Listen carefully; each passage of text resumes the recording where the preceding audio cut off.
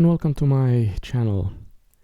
So today we are going to talk about an important design pattern called the command design pattern in TypeScript. And that design pattern is used in many cases in software engineering.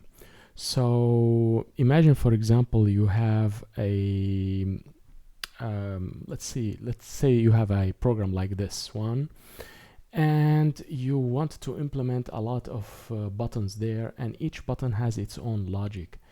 In this case, you would have to duplicate the code required to implement the functionality for each button, and that can go quite crazy if your software is big enough.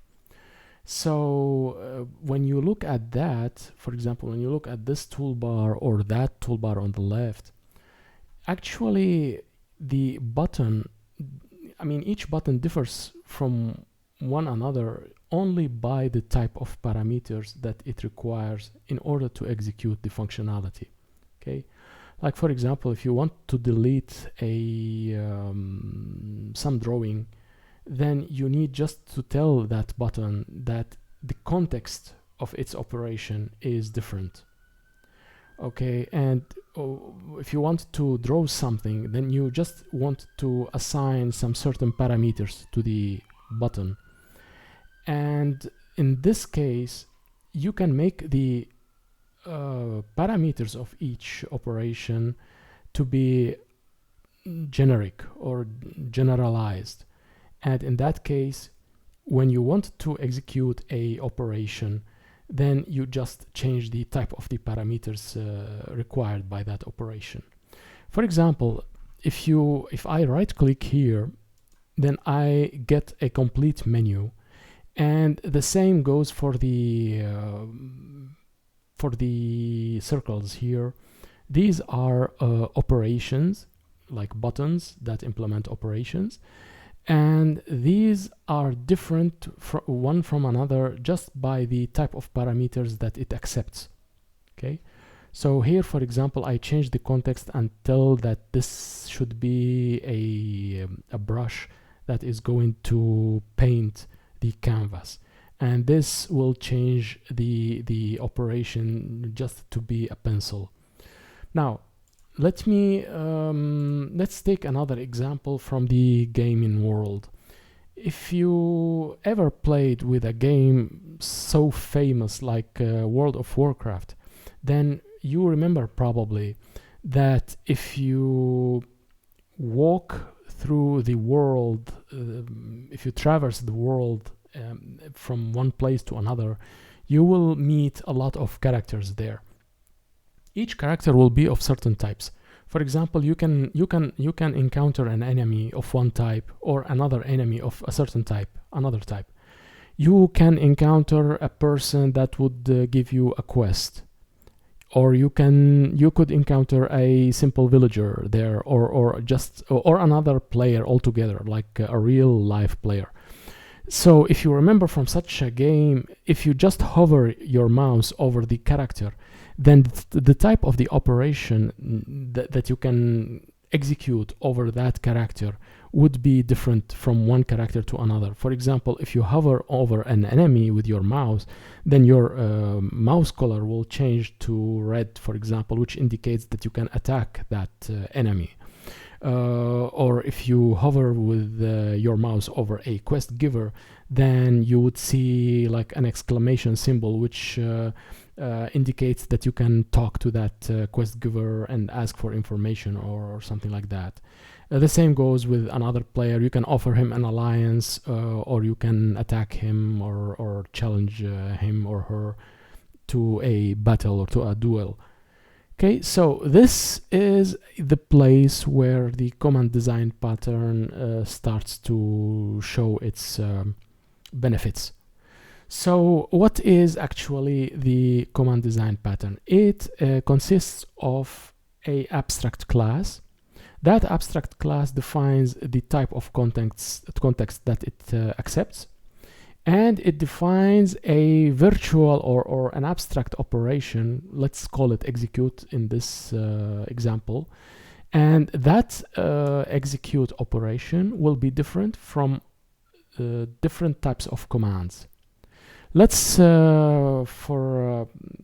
in this concrete example, let's suppose that we are going to accept a text, a normal text of strings, and that we are going to modify that text in a certain way. For example, we are going to replace a certain word by another word, or we are going to delete a word from that text, or we are going to insert a certain word inside the text. Which means in this case, we are going to execute the operation execute, but we are going to only change its parameters.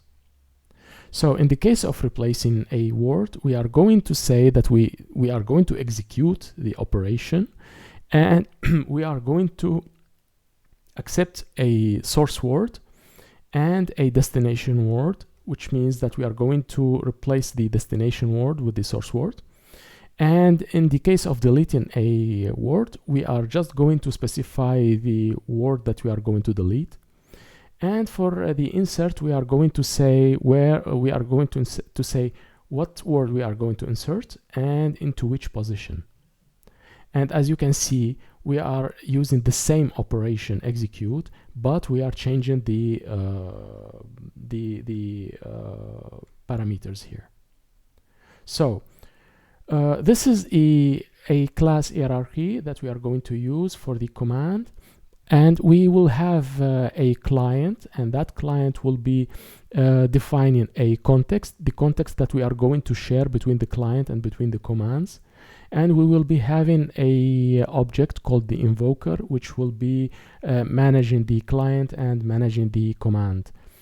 So it's really easy, it's simple.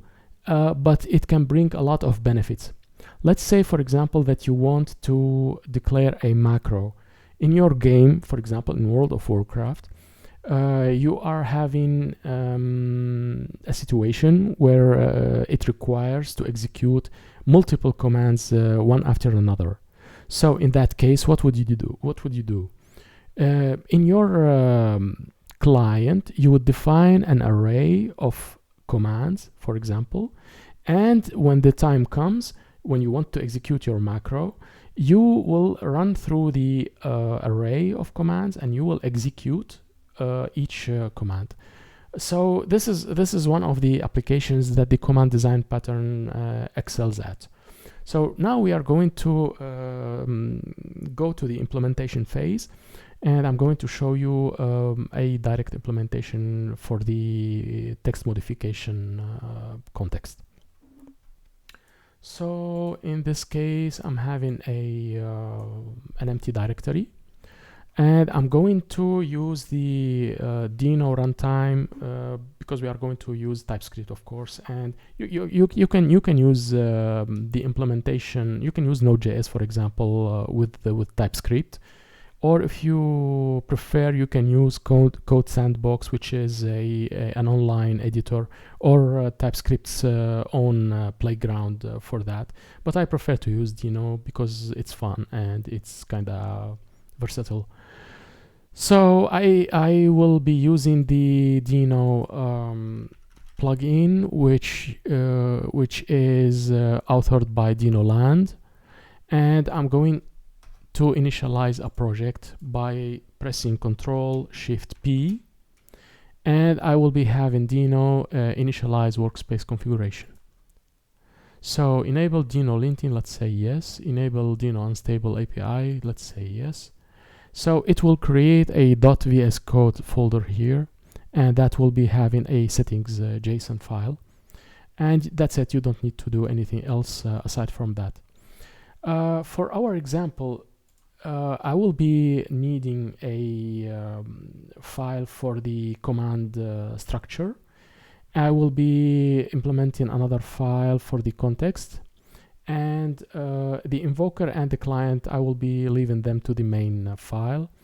And the text that we are going to modify will be residing in a constants file because it's a constant. So let's go to it.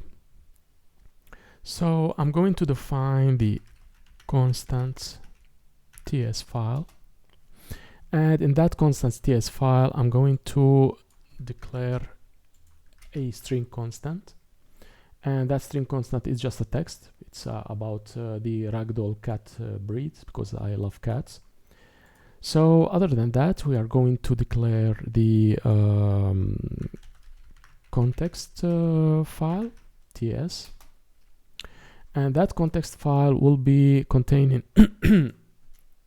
a class called context, and that class will be having a variable called text, and it's of type string. I will be having a constructor, and that constructor will be accepting a string variable, so like this, and this text is equals string, and of course I need to export that. Export default context. Right, so let's save this also. After that I will need a command file, so let's say commands ts, and I'm going to import the context, because we will be needing that context from context ts. In Dino you have to specify the end of the file, but for some reasons the linter is declaring a stupid error here, but you have to ignore that. It's not a problem. Now if you remember from the diagram, I'll go back to the diagram. We will have to declare an abstract class, and from that abstract class we are going to subclass child classes. So we are going to say abstract and class command and constructor. In that constructor we are going to accept a variable that is the context of type context, and we are going to store it as ctx or context. Okay, we are going to declare now an abstract operation, and that abstract operation will not be defined here, so that's why the keyword abstract, which means it's not going to be used here, and we are going to call that operation execute. And since we are going to make the operation as accepting a very generic type of parameters, then we are going to say we are going to accept args, and that parameter args is of type any, array of any. Okay, and it will be returning void. It's not going to return anything. Okay,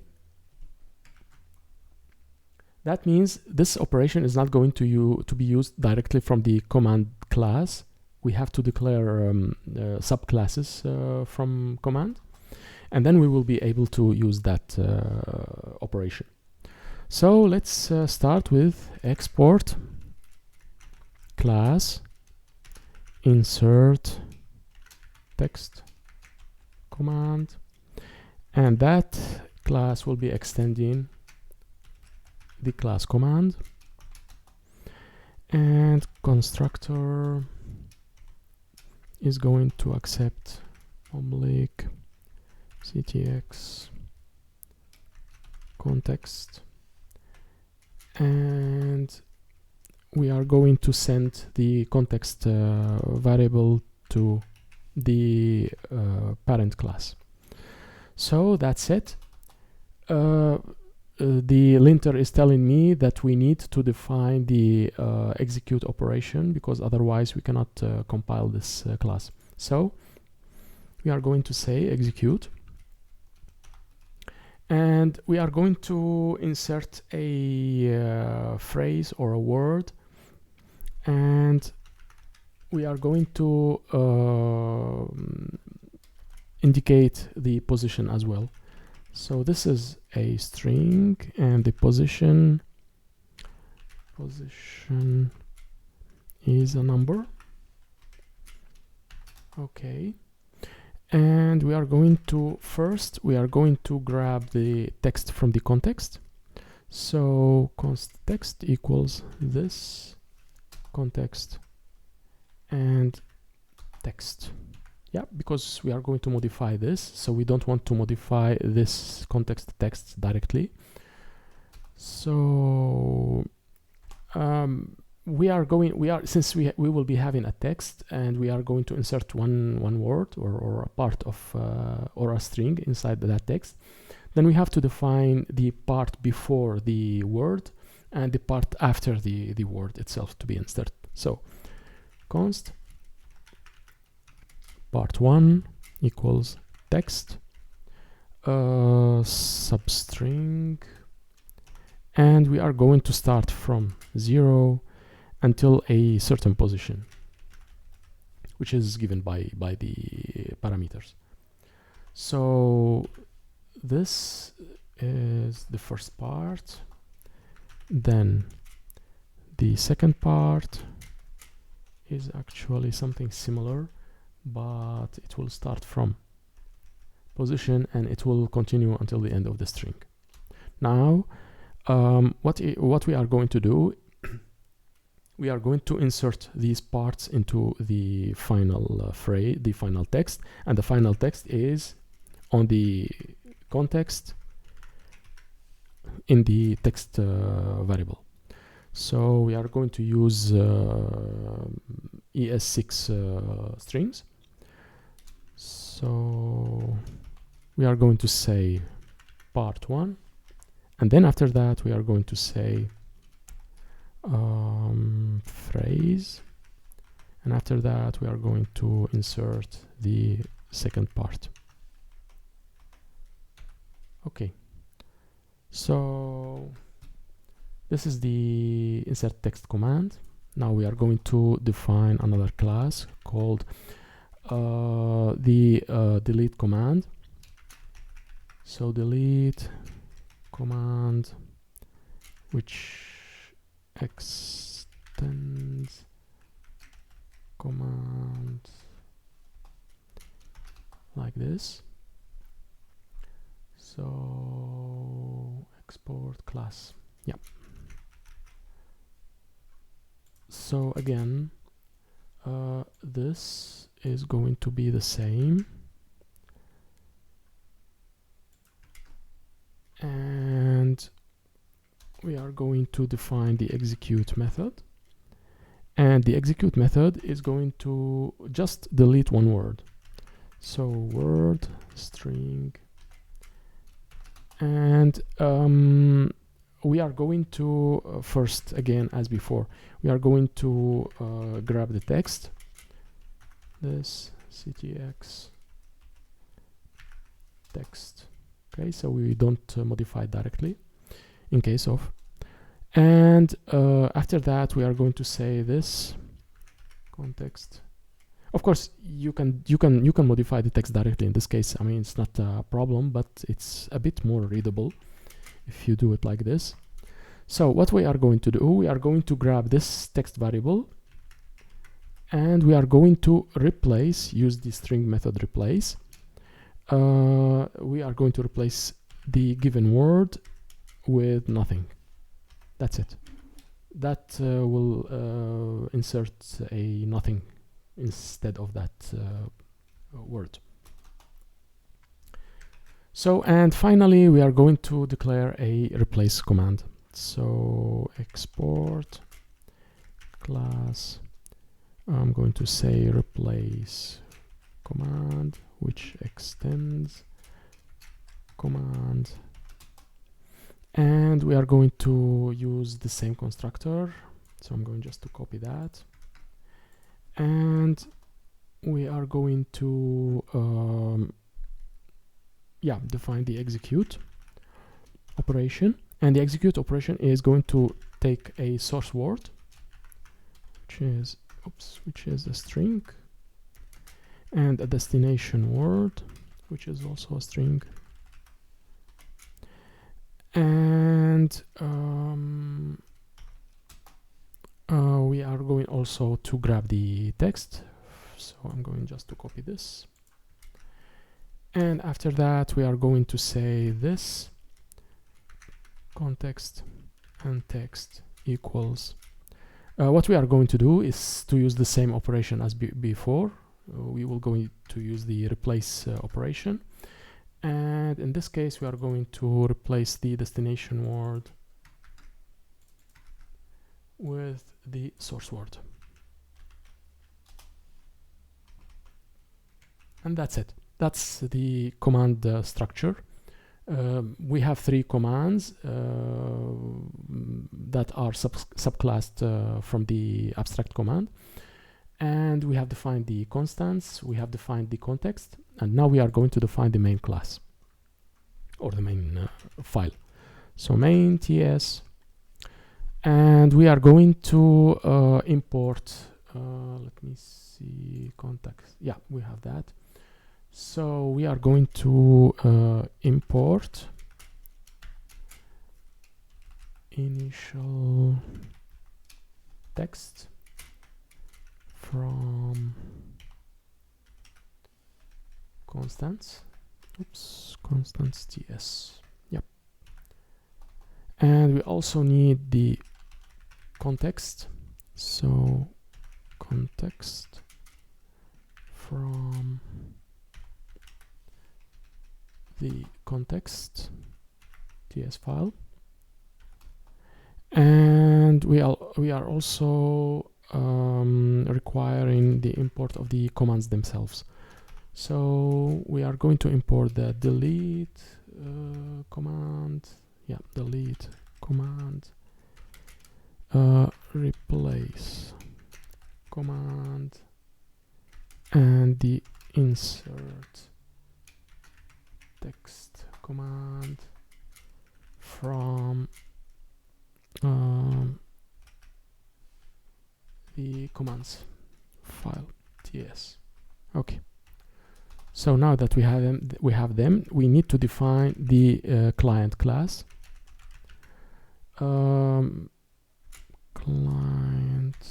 class, and we are going to say private. The context will be private. So context of type context. And we are going to define instances of the commands themselves that we are going to use. So delete. Delete command is also of type delete command. Well, you don't need that.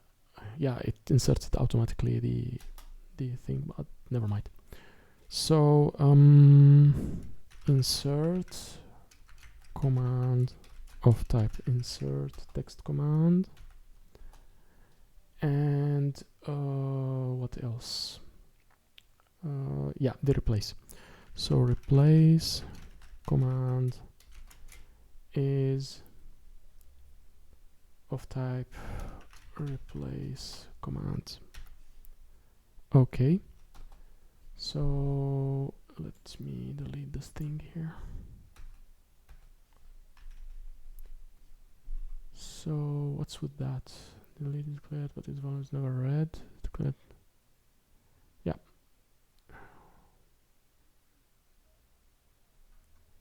Say what? I didn't export. Delete command.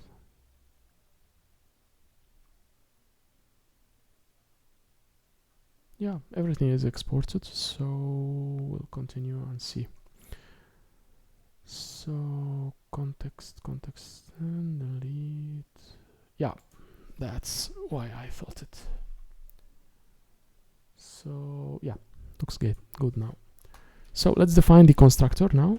So constructor,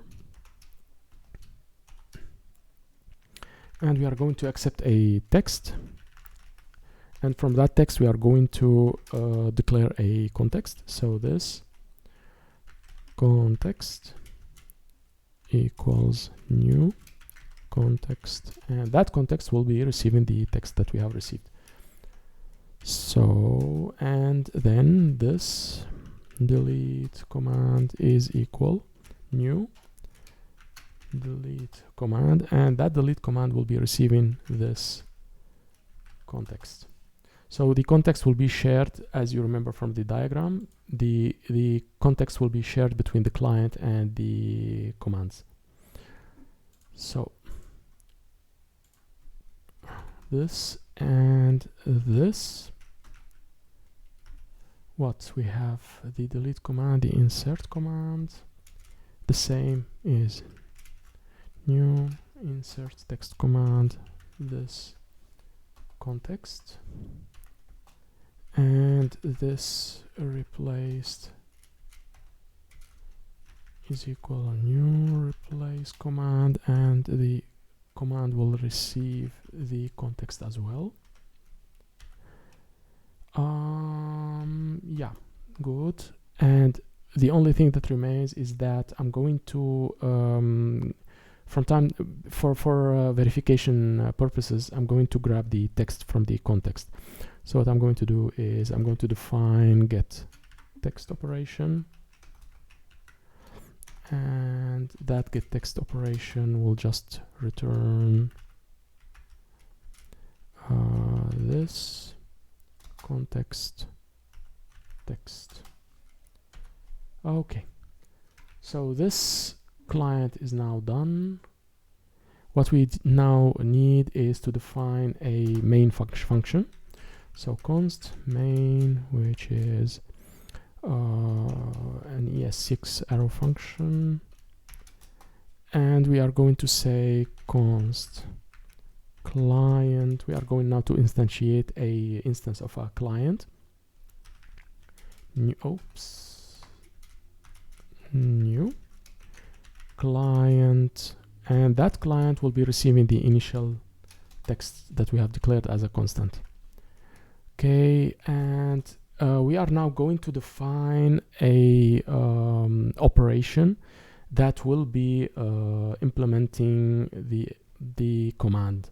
For example, imagine that you have a button, and that button will be replacing a text if you click on it, or it will be deleting a word if you click on it. So you specify a word and you click that button, and it will execute the operation as we said before.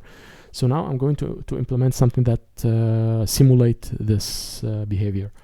So const replace button, which is going to be accepting the source word, string, and it's going to get also the destination word, which is another string, and this will be executing the client. We have the client, right? We have declared the client here, so it will be calling the replace command from the client, right? And from the command itself, it will be calling the execute command. So the execute command will be receiving the source word and the destination word. So destination word, okay. The same for the delete button that we have talked about. So imagine that you have a button, you click on that, you specify a word, and your operation deletes a certain word in the text. So delete button, again, it's a arrow function, so source word, so of type string, and again you call the client, and this time you call the delete command, and from the delete command you call the execute operation, and you provide the word that you want to delete. You see, instead of duplicating your code and writing a lot of implementations, you just define a generic operation that accepts a generic type of parameters, and only the parameters change while the operation stays the same. So that allows you to code a lot less. And finally, const, we are going to say the insert button here. Oops, button, which is source word and of type string, and we are going to specify the position and say this is a number. Oops, number, if I can pronounce this properly. Okay. So what are we going to do here? Again, we are going to call the client, and we are going to call the insert command, and on the insert command we are going to call the execute.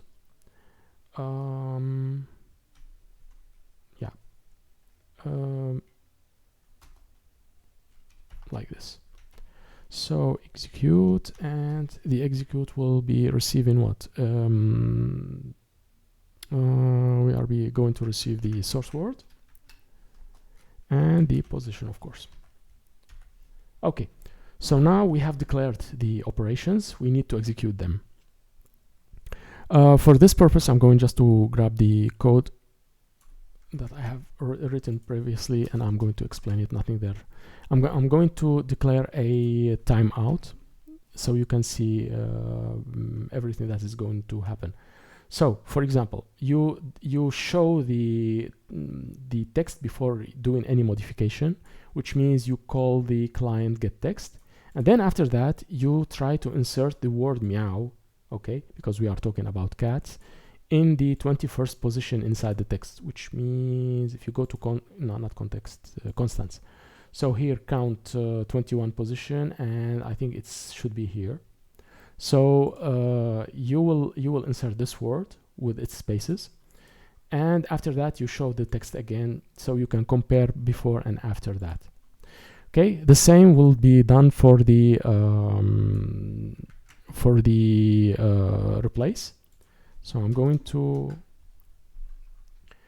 replace the word behavior with the word I'm going to replace the word nature with the word behavior. So if you go to the constants, you see there is a word nature here, okay, and there is only one word nature. So I'm going to replace this one with the word behavior. So, and again, I'm going to show the text before and the text after. And finally, I'm going to delete the word meow, so the text goes back to a certain, let me do this like this, okay. So again, I'm going to show the text before deleting this word and after deleting that word. So now the only thing that remains, this is a declaration, of course. We are just declaring the function. We need to execute that function, which means I'm going to call it, and that's it. So now we are going to check the program, whether it works or not. So I'm going to say dino run allow read what main ts, and we can hope for the best. Okay, so here you see okay, so this is before, and here you see the word meow with its space before it has been inserted after the word cat. Okay, so here you see the word nature is still there, and it is then replaced with the word behavior, and we are here attempting to replace the word meow. We are attempting to delete it altogether, so it is being deleted here, and the text is kind of sort of the same as before. Okay, so you can see that instead of duplicating your code a lot of times, you can simply abstract the type of operations that you are going to use, and you can just make the operation depending on the context that it's going to be executing over. Okay, so you just change the type of parameters that operation is being received, that is receiving, and the operation then will be executed in a different way. So that way you can declare a lot of you can write a lot of sophisticated operations. And as I said, take examples from the painting program that I have shown you, or from games like World of Warcraft, for example, or any other game that you can remember. You see a context, and that context defines the type of the operation that is going to be executed over that context. So that concludes this tutorial. I hope you liked that. Please like, share, and subscribe. And if you have any comments or suggestions, please leave them in the comment sections. And I hope to see you in the next time. So see you later.